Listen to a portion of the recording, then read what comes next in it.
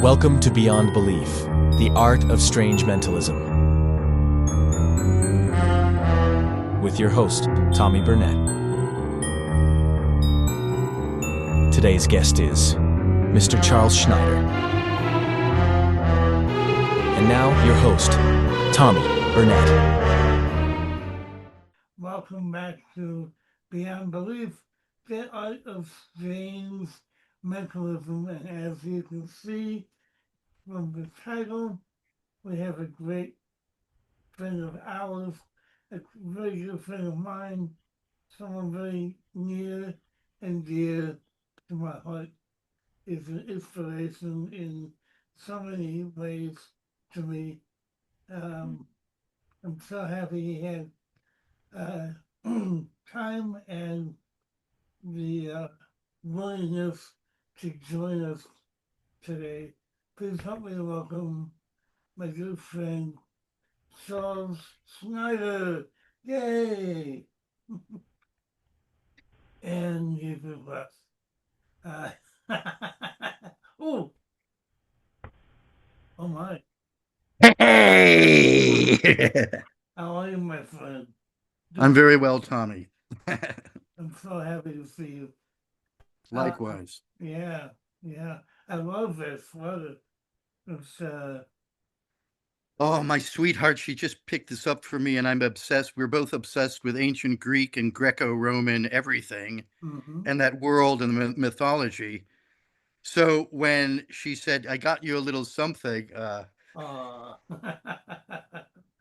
this is the sort of thing I would have never thought to get for myself. I don't understand people who end up wearing things like this, but now I'm one of them. And I don't understand you now. I don't understand you either. No. Thanks. Yeah, no, I love Greek mythology. I study it in school, and very inspirational stuff for me. The first book I put out was called Cyclops.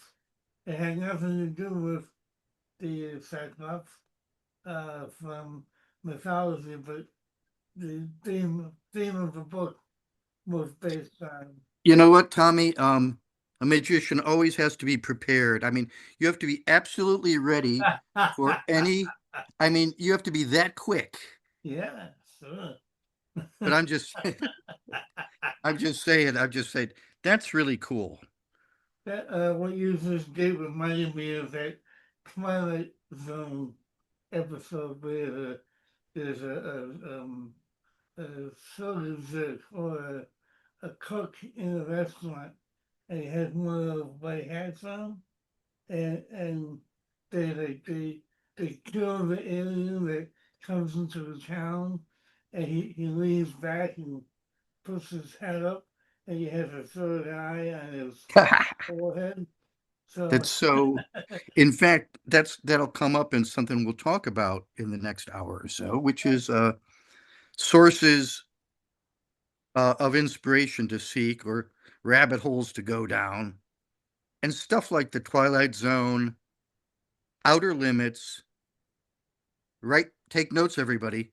I'm not going to just Twilight Zone, Outer Limits, Boris Karloff's Thriller, and Night Gallery.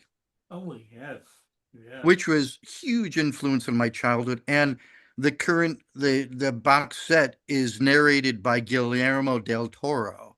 Oh wow. Because it totally inspired his filmmaking.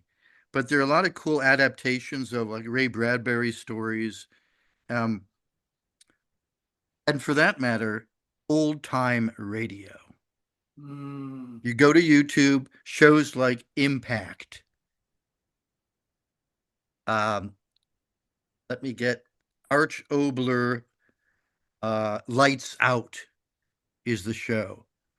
There are hundreds upon hundreds of spooky stories. Some even involve mad magicians. So old time radio. But sorry, Tommy, let's get back to the beginning. Oh no. This is all about you, my friend.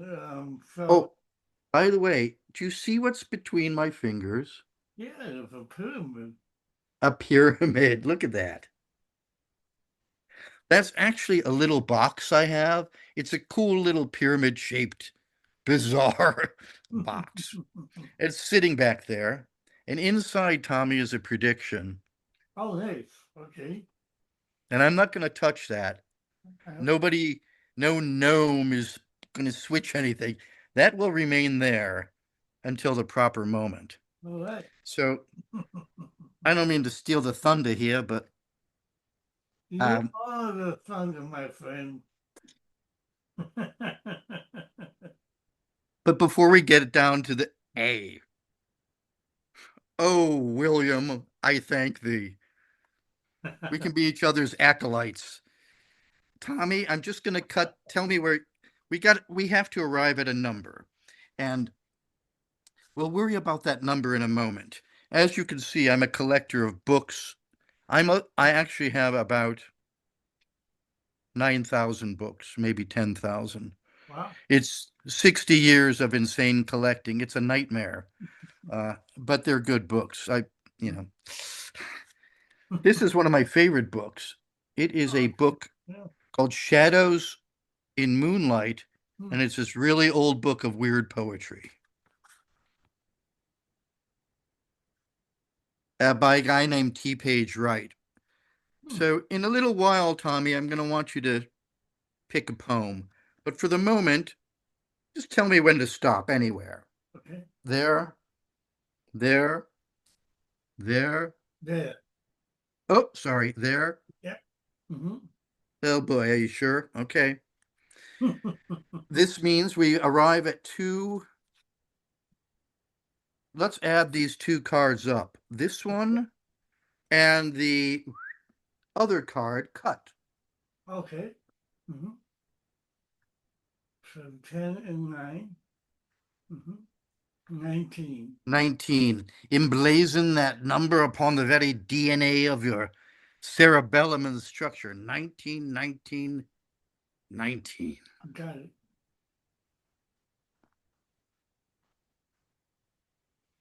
Shadows and Moonlight consists of many different poems, and they're all very romantic. They're macabre. They're a bit decadent.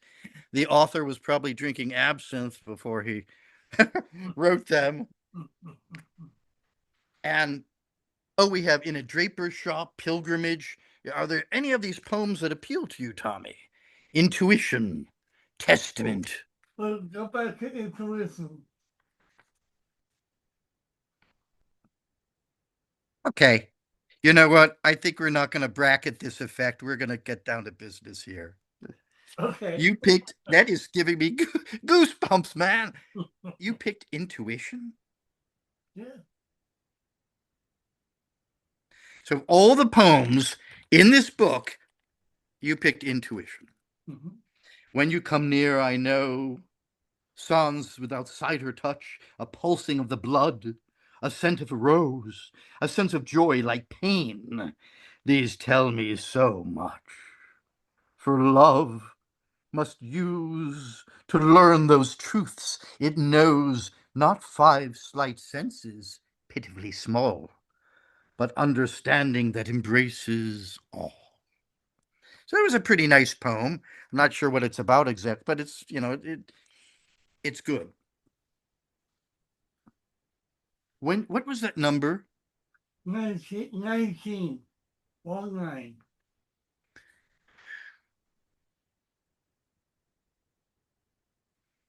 When you come near, when one, two, three, four, five, six, I know, sans, sight, or touch. 1, 2, 3, 4, 5, 6, 7, 8, 9, 10 touch, a pulsing of the blood. 10, 11, 12, 13, 14, 15 blood. 16a, 17 scent of 19 rose, a sense of, oh, you said 19? Yeah. Oh, so 19, Rose. 19th word takes us to rose. Mm-hmm.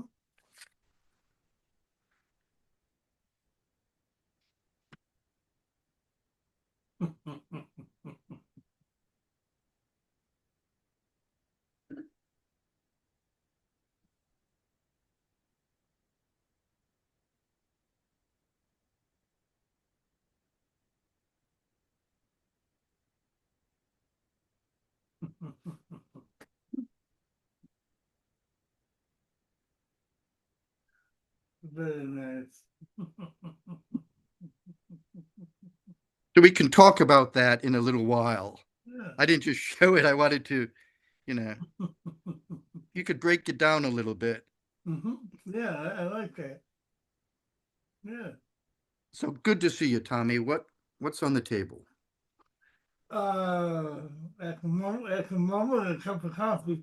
Um, and you have yours.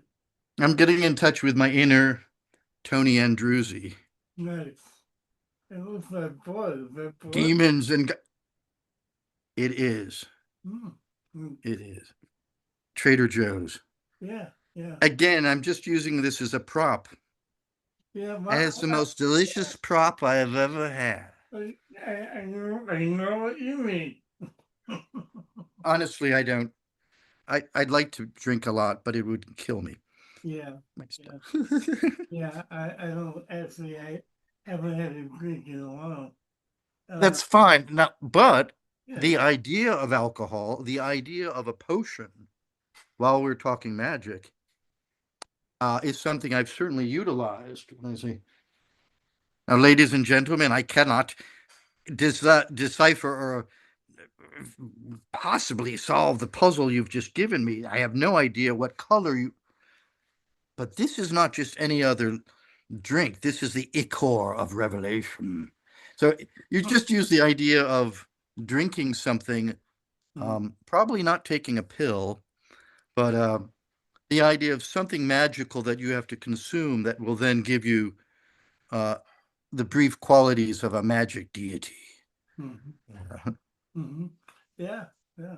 Um, so um, I, I love it daily, and I think of you as a modern day Renaissance man because you do a little bit of everything, and and um, and you combine those things in such a way that I've never seen anyone else do it quite the way you do, and Oh my gosh, I that's so just sweet, I kind just of you. love it.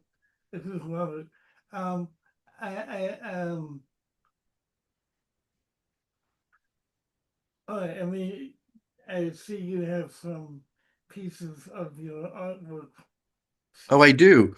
Yeah, in terms of that, I've always been multidisciplinary and hyphenate, and since I was a tiny kid, I just luckily have been completely curious, uh, and fearlessly not afraid to go on tangents and discovering new things. Um, I was fortunate that my parents encouraged this. Before I could walk, they threw uh, children's books on the carpet. So I would crawl around and a little book I like. I developed a love of tomes and books before I even knew what they were, hardly. Mm-hmm. Um, and it feels to me that all the different disciplines feed into each other, like magic. That's why I love movies, because we've got special effects and dance and music and choreography and acting and all in one amazing form. But magic can also envelop all of those. Mm-hmm. Um, I brought all kinds of fun show and tell. Yeah. Um, I I have been painting and drawing since I was a little kid, and actually now I'm trying to think of cool ways to incorporate painting or something into magic. At some point, spirit painting. I really love these friction pens. Yeah, yeah, me too. Have you seen they have markers now? Of, Oh no. yeah, I mean they're not really wide, but they're wider than the regular friction pen. I've been working on an idea. For those who don't know, this is a pen which is heat sensitive. You can use it for marking laundry. But if I were to write with a friction pen and then I took my lighter, these will disappear Yep. completely. So if you were to do a drawing or write oops, is this a revelation? With a friction pen and a more permanent pen, only the markings of the friction will disappear. Right. Most people would probably use this for a card revelation or something. I've been doing extremely elaborate pen and ink drawings, and it's completely heartbreaking because you spend 2 hours on an amazing illustration, and unless you make a copy of it, it's gone. But I like the idea of people. That's a real convincer. Are you insane? You worked that hard on a picture? Yes, but only the little fairies remain, or whatever the heck you want. Yeah. Um, here's some neat stuff. You can always make it, if it's a pen and ink drawing, you can always make a copy of it and then add to the copy, so that way. This is true. Oh my gosh. Well, that would be the opposite of what you were talking about, though, because you're talking about making a whole picture dis- disappear. Except for a little bit remains. Right, right. So, Um, but if you wanted to keep the picture, you can do it the other way around and just make certain things disappear. and it could come back. And I believe that cold air brings it back. Yeah, I believe So so. if you could find a way to Yeah. freeze that, and here's another thought: why Yeah. don't we get friction pen ink and put it into a inkjet printer, so you Oh, can mass produce friction prints? that would be interesting. It's So probably possible. Yeah. Wow. these are for my girlfriend. These are muses dancing in the woods. Sleepwalker. She's sleeping. She's walking in her dreams. Wow. In some ways, I've used little magic illusions in some things I've created. This was a very cool diorama box. Mm-hmm. Oh, that's cool.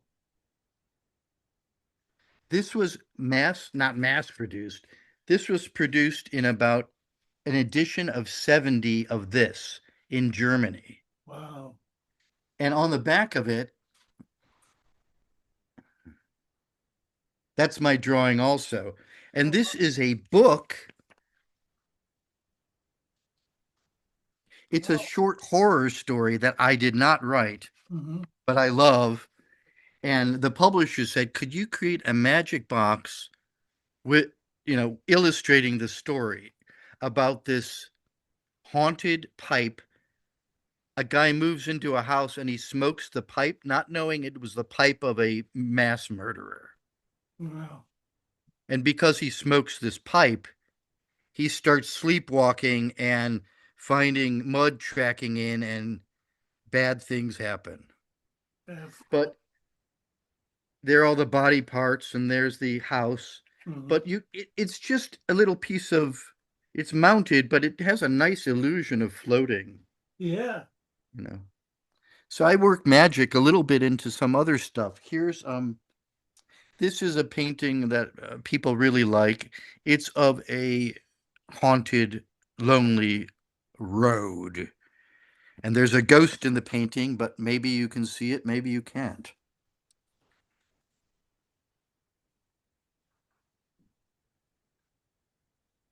Kind of a ghostly Yeah. thing. Yeah. Wow. That's beautiful. Sometimes I'll take a photograph of myself and I'll put it on the back of a painting so whoever gets it can see me working on it. Oh, So I like that idea. Oops.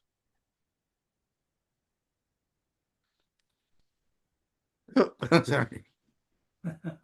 There it is. There it is, half finished. Mm-hmm. Wow. That's Mr. Punch and his wonderful dog Toby. Yeah. Ow, ow, ow. He can't stop. That's the way to do it. Anyways, oh, this is I lived there for many years and I went to Pratt in Brooklyn, but this is my current memory of New York City subway system. Oh my God, great. This harkens back to medieval, the mouths of hell Mm-hmm. that spit people out. So that's just a little bit of artwork there. That's amazing. Wow. Yeah.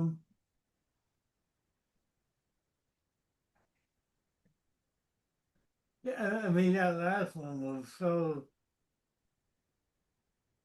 If you look at the mouth of the demon, it's like three-dimensional. Yeah, it took me a long time. It's I'm amazing. I bet I have to get something new back on the on the easel. Mm-hmm. Uh, we all go through periods where I can't say it's painter's block, but I been mean, taking. Although, I did have one other image. I literally am going to be back in 22 seconds. Okay. okay, starting now. Okay. Keep your eye on the. I will. I will. Wow. Um, so we have a few people in our Zoom audience. I just wanted to say hello to them. Okay, he's back, so we'll say hello in a minute. Wow.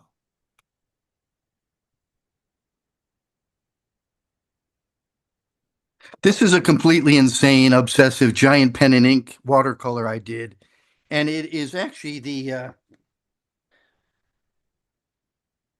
is a genealogical chart, a family tree of the elder gods, which are very well. Some of it's out of H.P. Lovecraft. Yeah, I was going to There's say that. Cthulhu, Yep, yep. but but this is derived from a friend of Lovecraft's named Clark Ashton Smith, Okay. who was another writer for this wonderful pulp magazine. Oh, wow. Mm-hmm. Oh, smells good. Mm-hmm. Tony Andruzzi purchased this. He had a subscription from day one in the 1930s, late 30s. So this magazine and the writer I just mentioned completely influenced the early days of bizarre magic. Um, Now, where are we, Tommy? So, I mean, you kind of gave us a really good segue into bizarre bizarre magic. Yeah, so let's talk about that for a while. Oh, about bizarre magic. Yeah, Yeah. yeah. Um, You can. yeah, it when I first heard about it, uh 20 years ago or a little bit more, Mhm. probably through Jeff McBride, I'm like, okay, wait, there's a history of this. The name Bizarre Magic was already interesting. Mhm. And then being a book collector, and I had to immediately learn everything I could about this and find all the good stuff. And I'll very quickly flash some of the key books in question Yeah. on the screen. Somebody could go back and freeze frame them and write them down. Mhm. But I really believe that these early thinkers of bizarre magic are still an amazing resource and place to go back to. Yeah. Um, Yeah. Storytelling, magic, putting the emphasis on the presentation uh, and the effect. But what I showed you with shadows and moonlight, Mhm. nobody talks about a little pyramid box, and nobody really talked about using an actual rose. You Right. can also achieve other results. I'll say no more. Uh, but I thought, well, there's the power of seeing a rose. I don't want to pull out a written prediction, On the 12th of December at 9 p.m., you will choose rose. In fact, if I could fill the air with rose scent, that would be a kicker. Mhm. And in a little bit, we'll look at that weird rock, that stone that I sent you a few weeks ago. Yeah, I have it right here. Yeah. Okay, Mhm. we'll wait on that one. Yeah. Um, I like so, them.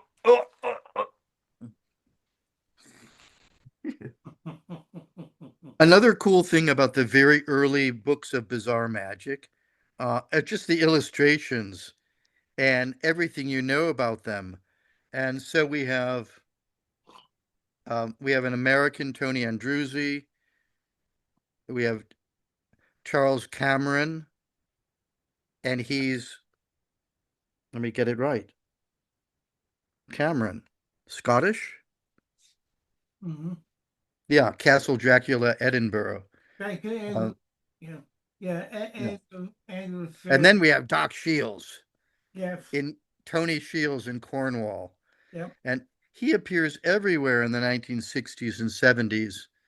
And I know he ended up there painting and such, but his work is incredible and completely inspirational. And we'll do a little something inspired by him. Oh, thanks. Boom. Mm-hmm. I'm going to show you also some. Oh, well, look at that. Edward Bagshaw. Ah, yes. And this is a very interesting book. Mm. So, bizarrists and people looking for something a little different can look into the distant past. And this is just quite wonderful. This is a Tony Andruzzi book, which is sadly, tragically, Mm. it happens to things in my life.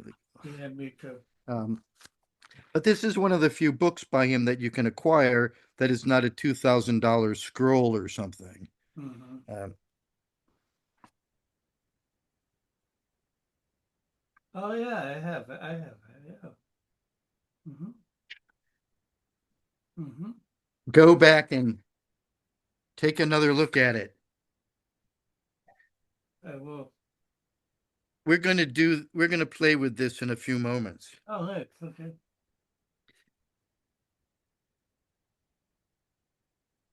Nice. Literally, you could spend the next 5 years and your act could consist of things. Now, for mentalism, Charles Cameron was quite brilliant. And I would imagine there are many overlooked gems in here. Mm-hmm. Mm-hmm. Look how cool that artwork Yeah. is. Yeah. Yeah. And then this is fantastic. Ooh. This was one of the great journals of bizarre magic after Invocation. Mary Tomich in Minnesota? I'm not sure. She had her Thaumistra Publishing Company, Oh, yeah, and yeah. they put out really cool early bizarre as well as effects that are virtually impossible to find. Yeah. There's something called like the fairy's chest, with a tiny little treasure chest. And you say, this, I actually acquired this under a toadstool in Ireland. And you do miniature magic. Mm-hmm. By the way, that's something I love the idea of is super miniature magic, where you do the cups and balls with tweezers or thimbles. Or what if you could create an illusion of a microscope and you look through it and there's plankton or cilia revealing cards? But don't listen to me. But I'm just giving you an idea of the way my mind thinks. Mm-hmm. Mm-hmm. Like it's better to uh, be somewhat idiotic or just take risks and be ridiculous and to say, well, forget the microscope idea. So you find people like Jeff McBride and Kenton, and they all contributed to this. This is a collected Ultra Flame.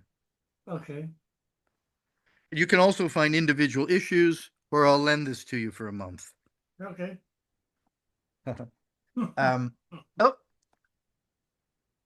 Oh yeah, I have that. Yep.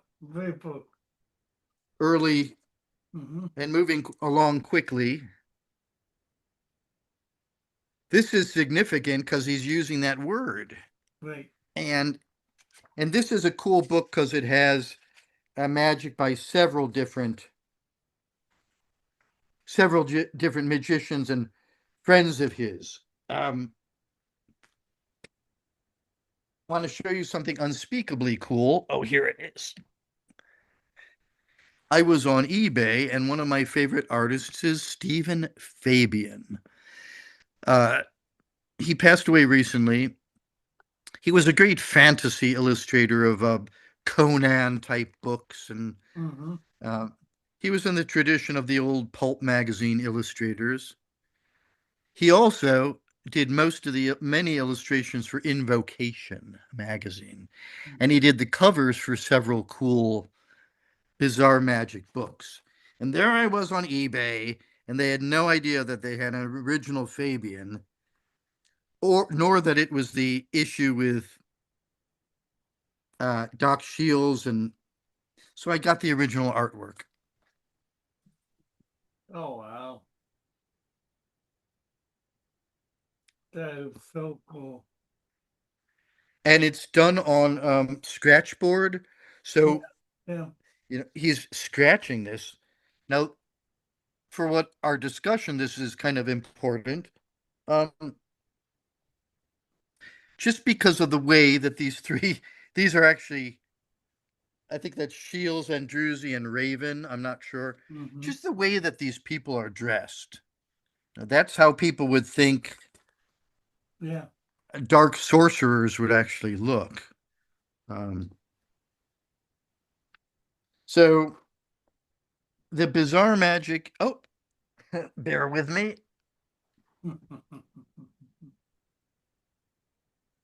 Oh yeah. Mm-hmm. This is amazing, and it won't set you back that much, but it's like huge book with millions of routines. But oh, see, look what I used as a bookmark. Bookmark. Nice.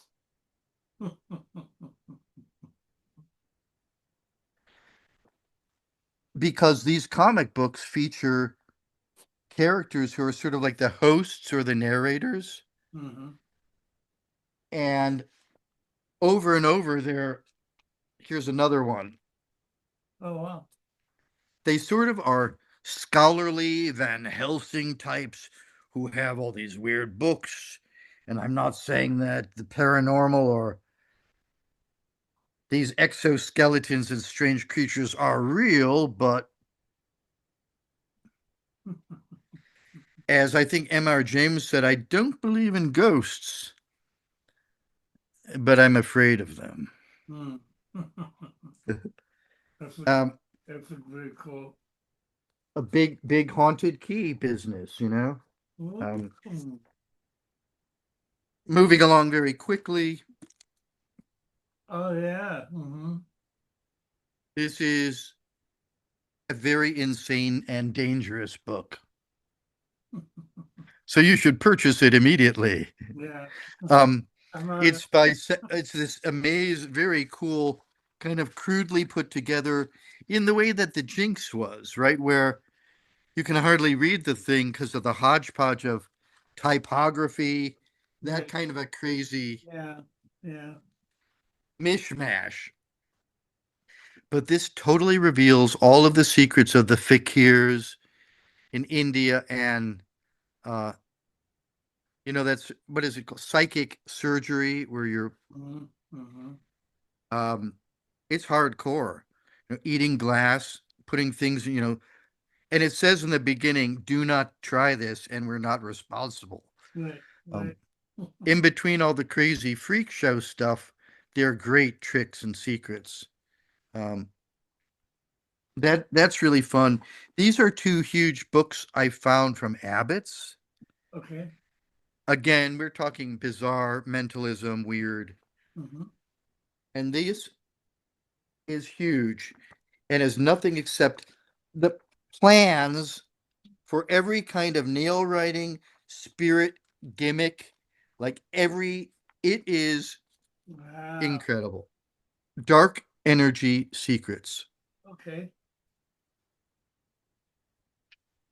published by Abbott's. Yeah. The companion volume is Dark Matter Secrets.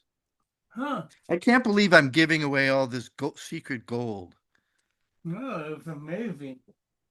And this is filled with mentalism and effects and, oh, spirit seances.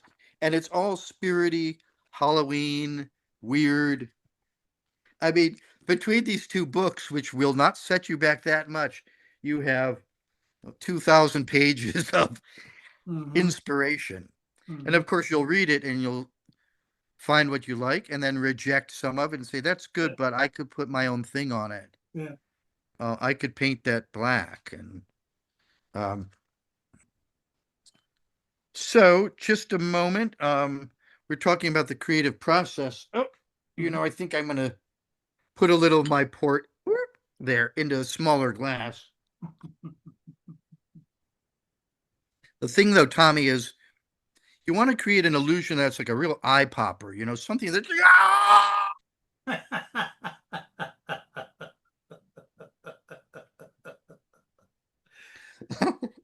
so I think I'll take credit for inventing this, okay? Unfortunately, at some point, sorry, Bagshaw did that in 32. But I was playing around with something like this I think I was using an Aikido box. Mhm. Do you know about the Aikido box? Well, I know what one is. Okay. Mhm. None, and I thought, wait a minute.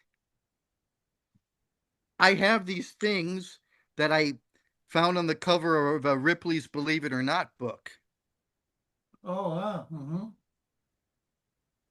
They're quite amazing. Mhm. And I thought,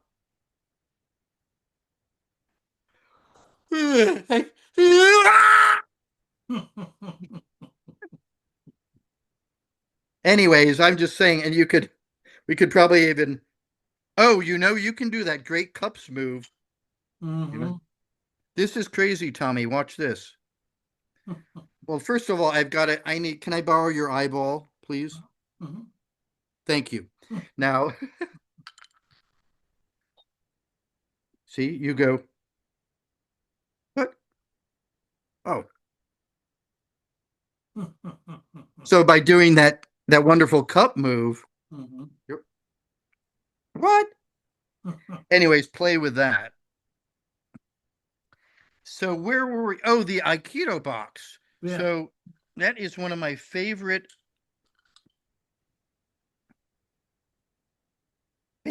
magic. Are you familiar with the Aikido box? Yeah. No, I said, are you familiar with the Aikido box? Oh, the IPO song. I know. The thing about this box, oh my gosh, you can tell I'm an artist because Yeah. we got inky. Where did that come from? You know what? It's actually a reverse friction pen in my skin. There you go. So, did you see that? Yeah. Mhm. Right? Again, oh, 3 Oh, eyeball wow. Yeah. coins. 3, an empty box. We put them in the box. We give it a little shake.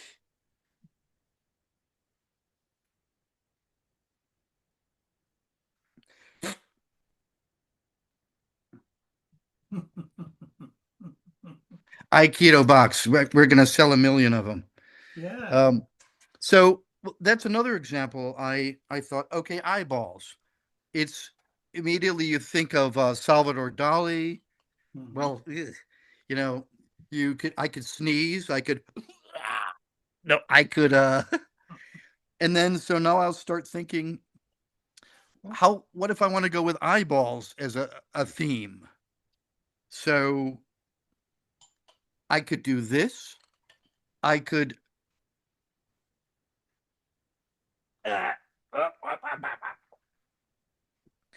tell you to keep your eye on this coin. This is an ancient Roman coin. Is it Hadrian? He conquered Tommy. Tommy, that is repulsive. Tommy, would you hand it to me? Hand it to me, Tommy. Oh, that is horrible. Pass it to me. Thank you, Tommy. Thank you. Thank you very much. It's very effective and disgusting, by the way. Folks, this is like Tommy and I just sessioning late at night. Tommy, it's really good. If you want it more realistic, put some oil on that thing or spray it. Yeah. Like I used to do with the fake doggy dude, make it more realistic. Yeah. And you put the fake on. Oh, very effective.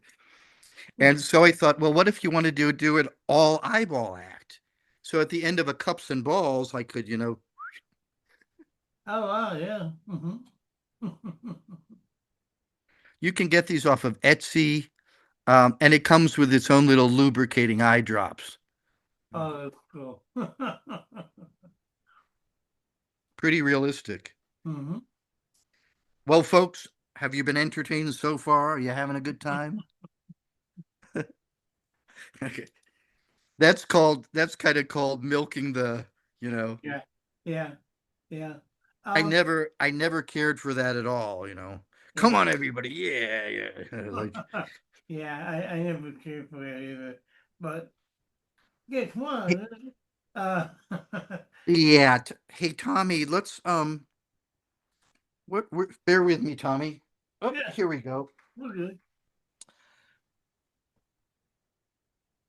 Could you pull out that stone? Yeah. Friends in the gallery, people watching all around the universe. This is So the honest truth. I'm not saying which God's honest truth it is, but Tommy, 3 weeks ago, did I not send you that stone? you did. It is a stone that actually came from Cornwall. Oh wow. Okay. And there was a point where Doc Shields, some of his estate came up for sale, and I was like, I gotta own something that incredible pioneer magician. And that was in a little box, and it was marked Elijah Melky's nose. Oh wow. And I was like, what's that? And then I actually looked in his excellent book.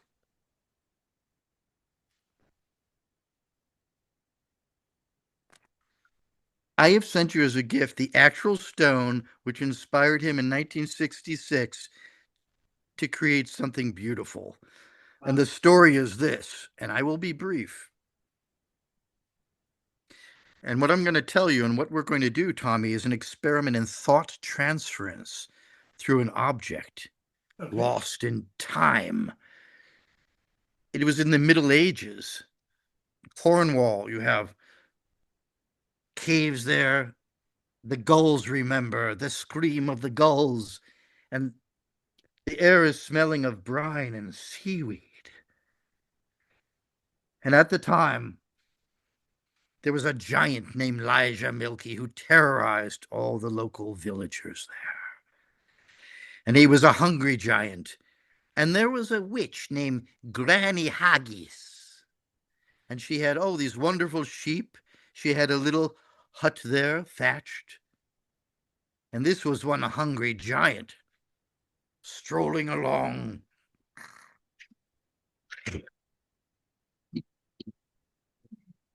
Delicious. Now, even if you're a giant, it is unwise to gobble the sheep of a very experienced, potent hag crone witch. And this is what he did. She was enraged. These were her children. And she had the power to petrify.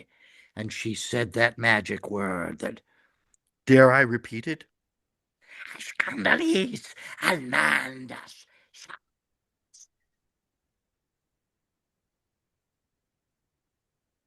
Instantly, the giant froze. His skin calcified over and he turned to stone. The towering figure slowly crashed into the bay, and only his nose, now turned to stone, protruded out of the water. Apparently, Shields, having heard this ancient legend, got in a little boat, made his way over through the terrible, terrible, frightening, frothy waves, got up there and snapped off a little piece of that stone, which had now been worn smooth with the ages and the tides. Tommy, you are holding Elijah Milky's nose. Wow. This stone is so potent, it contains all of the powers of Granny Haggis. I want you to hold that stone and feel the potency of the power. Now, to get back to the mundane, the magic. Yesterday, when you texted me, I took a deck of my cards and I took another deck and I randomly took out a single card. I inverted it so that the face would show. All of the other cards remained face down. Only somebody with true telepathy, with truly what my grandfather in Russia would have called the gift, could determine the card I have placed here. Tommy, hold that stone. Hold it up to your head. Feel the power of that ancient magic coursing through your veins, through your mind, through your third eye, through your seventh sense. Tommy, name the card. 4 of Hearts.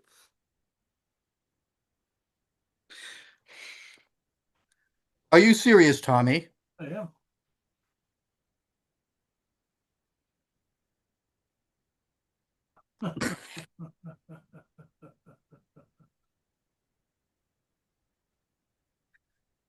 Again, most incredible, Tommy, because indeed the card was chosen, as I told you, from a completely different deck. Now, 'twas not I, Tommy, it was you, and the power of Elijah Milky's nose.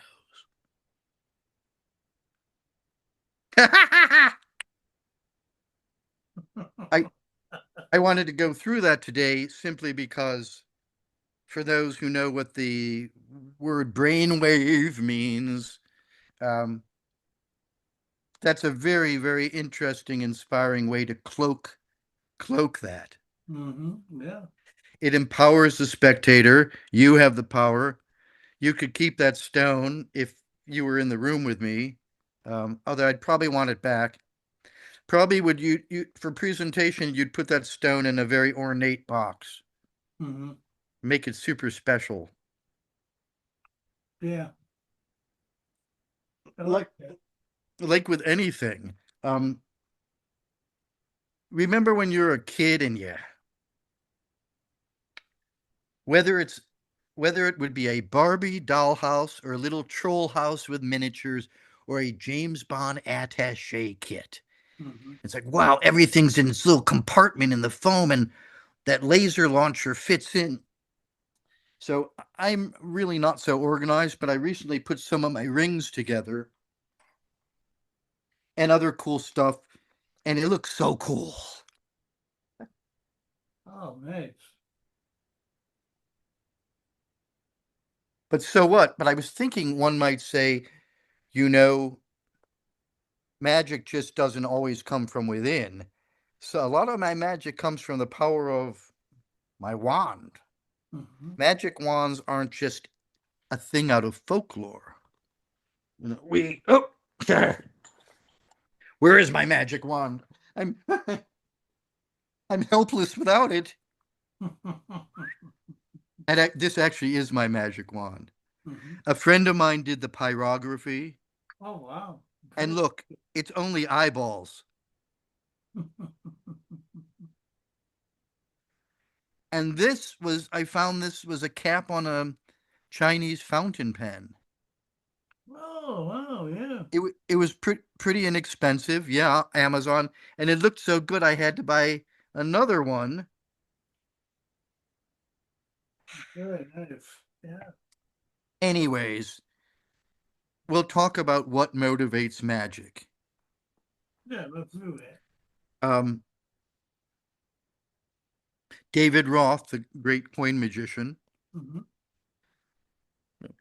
he would do his thing,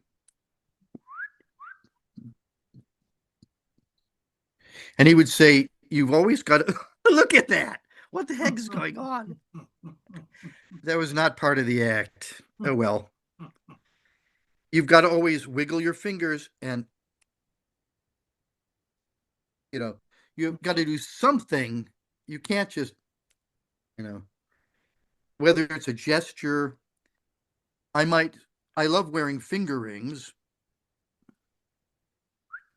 So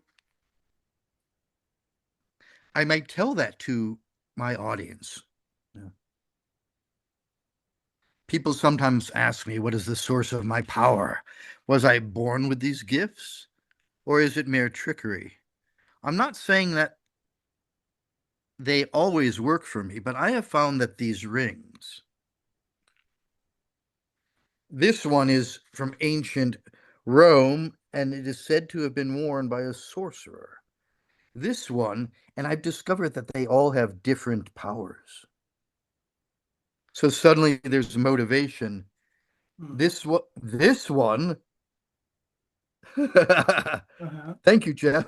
This one allows me to give gifts. Seriously, though. Mm-hmm. So different rings might be a motivation. Um, I'm really interested in the subject of magic words. Mm-hmm. I used to do, the cups and balls and busking in the park. And say, and now for the grand finale. Does anybody know a magic word? More often than not, you'll get, you know what you'll get. Um, if the child, probably, that's fantastic. Yes, would you help me? Sometimes, though, well, that's rather familiar, but I need something even more powerful. Something,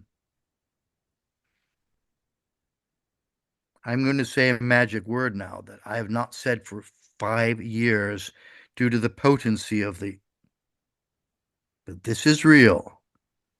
And I found this in the sacred books of Hermeticus.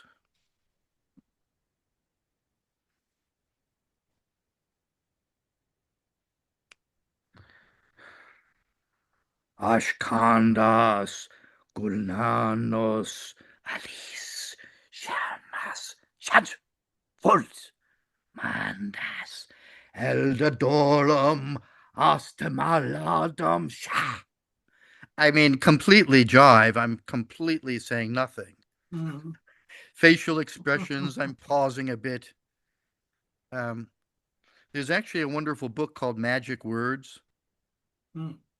And there must be 3,000 variations on simsalabim, shalandas, more beyond abracadabra.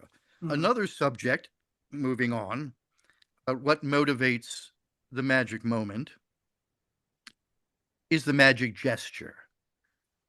A lot of this you could find probably in those two incredible books published. Is it The Magic Factory? By Sharp, S.H. Sharp, Mm-hmm. the super brilliant British magic thinker. Yeah. And then there are two or three other books, Magician's Pneumatic Secrets, Psychological Secrets, which are fantastic. So I'm very interested again in what do you know what just fell out of my hat? An eyeball. The miniature figure from the Corgi Chitty Chitty Bang Bang toy. Oh, wow. What? I- whatever. Good movie. That would inspire you. I You know, love you that. could go into that. Did you ever remember who else here was more terrified by the child catcher than any blah blah blah blah? Oh my Uh, God. I was. he was a ballet dancer, actually, Australian, I think. Wow, wow. Wow. I think he liked stitching. Um, Hmm. so when I look at old footage of Slidini, Mm-hmm. Mm-hmm. it is the beauty, and it's such a shame my hands are filthy. It is the beauty of his hand gestures that is really worth studying. Uh, it's mesmerizing. And you'll see that with many of the great magicians. Again, we- we'll use him, shall we? Okay. Okay.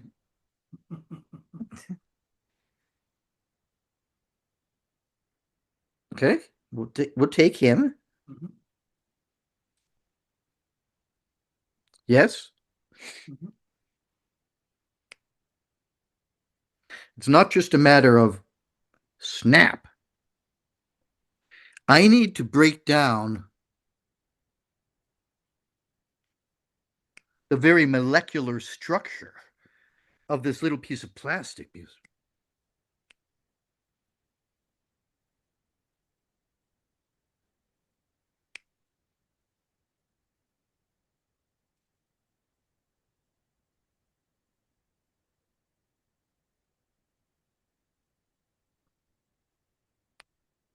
So I would spend lots of time practicing just sort of Mhm. graceful, fluid hand movements. I Mhm. spent quite a bit of time learning how to open my hand. Exactly, Tommy. Instead of that, we go, help me, Tommy, help me. We go pinky first, right? Mhm. Now And I'm feeling less ambidextrous. I know, and then causing it. I know I'm getting old. I know, me too. um, I love that producing. I'm tangenting. Producing a little puppet. You know the little tiny hand, Mm-hmm. Mm-hmm. Yeah. Yeah. and very wonderful and taught by John Carney. Oh yeah. Mm-hmm. His books are incredible. Yeah. The Book of Secrets and his three other books in a pamphlet, kind of hard to find, Mm-hmm. but I put him as one of the greatest magicians. Um, he's the real deal. Definitely. He does a thing with the little mouse, where he just produces a mouse. Mm-hmm. And may I reveal this here? Sure. No, it's like I would never do that.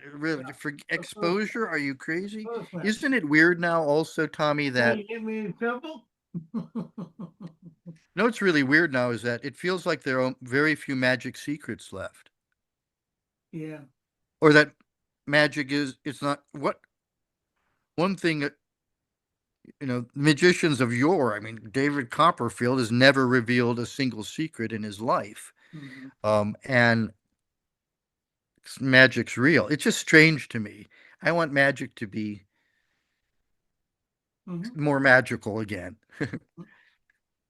So, wouldn't it be incredible if I produced a beautiful little lady zombie out of nowhere? Would you like to see a zombie? Mm-hmm.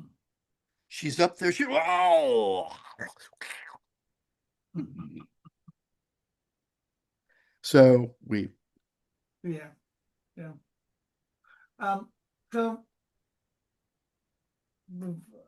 before we end the show, I want to invite you back because you have so much to show and tell us. I just want to thank you for taking the time and sharing what you did. I mean, I personally could keep going, like in the old days when my original podcast went on for hours, but I know. But wait a minute, you got to read this, and you're gonna know that, and you got to get this and get that one, and that way. Wait, and then wait, Jack Kirby. This is called The Demon, and this is like so, okay. Next time. It's such a pleasure having you here and being able to call you my friend. Oh, what a great part. Last one. Do I have one more minute? Yeah, of course you do.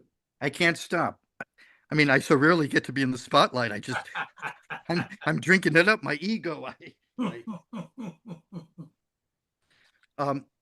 You know that one? You know that one? Of course, yeah. That one? I'm not going to do it. But this is another example of cloaking something old and something new. Yeah. So I had a friend, and his kid was genius with 3D printing. And this was just a wooden box. And I said, could you make me a lid that would fit it with Medusa on it? Wow. This is plastic. This is wood. So I painted it. And I tell people, do you know about Professor Kriplock's Medusa box from 1897? I love it. It's the same dang thing, but now it's the Medusa box. I love it. I want one. We can make it happen. Okay. So, thank you so much. Don't go anywhere.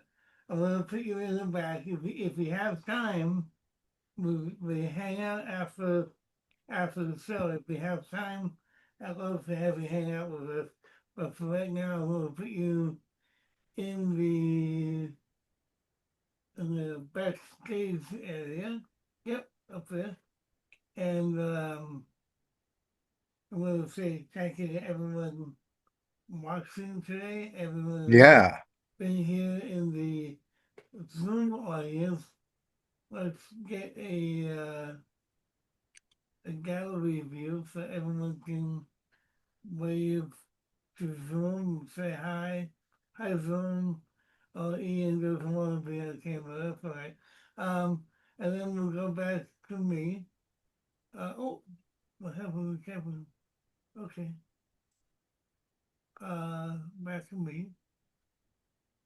All right. And next week we have a fairly new friend of mine. I met him because he bought my book. He's the one. He's the one. And